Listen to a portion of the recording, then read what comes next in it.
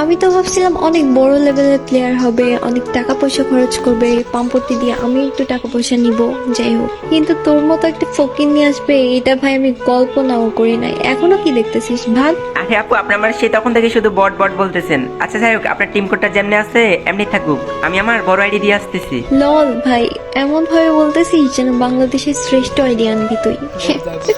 আচ্ছা যা, দেখি কেমন আইডিয়া আনিস। শালা ফকির, আনবি তো এই 10-20 লেভেল একটা ID. A few moments later. মানে গেছে আমি আর কি বলবো, আপনি তো দেখতেই পারলেন, মানে আমার বট আইডি দেখে মেয়েটা আমাকে কি অপমানটাই না করলো।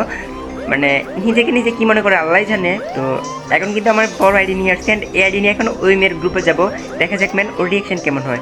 তার আগে যারা যারা এখনো ভিডিওতে লাইক করেন তারা ভিডিওতে একটা লাইক করে দেন, আর যারা ইউটিউব থেকে দেখতেছেন তারা অবশ্যই চ্যানেলটা সাবস্ক্রাইব করে দেন।